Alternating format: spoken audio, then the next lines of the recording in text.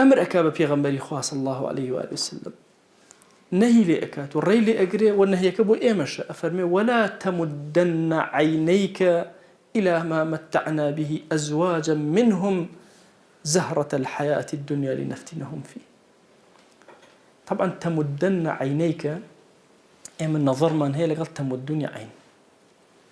تمدني عين بالضبط أبمشي وزي شكلك كيت أبو أكم كسك سرنجي اشتاق أداء سري لي سورة مني أو تشاوي نك أوستينه ماشا كأنما تشاوي دريج والتمديد وتاجيش وتشفينك خوي قرر نهي أكال في غمر صلى الله عليه وسلم كتشاود أو نبي بوسرشي بوسر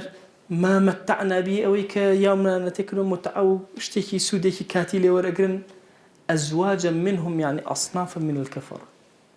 عندي يشفر من أزواج يعني دودو بيمان داون ولا الزوجة وهاتوا عندي يشفر النبى معناه أصنافا يعني أصناف يكي زور لكفر أنواع وأشكال من بيداون عندي يشفر منا والله لهمو نعمة الدودو بيمان داون زياتر من بيداون لو متاع كمي دنيا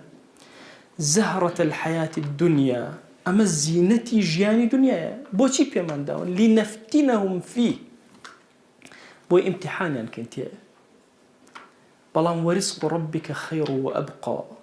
كرشتيكي ترهي غير أمي الدنيا هرهمو رزقي خويا جل جلاله خير وأبقى أمانته كامية أويك لذكر أوراد خواناسي وطاعته وعبداتي تخريشي هرهمو أما رزقي خويا توزع توبرتك وتأونيتي توبوشي خود بفقير أزاني أو سياريشي هي تو چەند جار لە ڕۆژێکە ئەتوانی سوژدە بەری بخۆ ئەو دوانە مقارن ناکرێمە سەرێک سارێکی کاتی ئانی سوژدەیەکی عەظیم کە بەقای هەیە وەرزق ڕەبیکە خەیڕ وەئەبقا ئەو ئەمێنێتەوە ئەو زیاتر ئەمێنێتەوە بۆیە ئەیەوێت پێمان بڵێ کار بۆ ئاخرەت کارێکی زۆر گەورەیە إنسان لو أشي اللي ركمك مندوبون لم بابتانا ببينه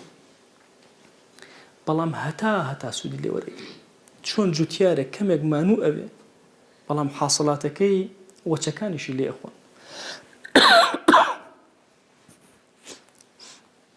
دارك هي لبيارك وتقسم لخزمتنا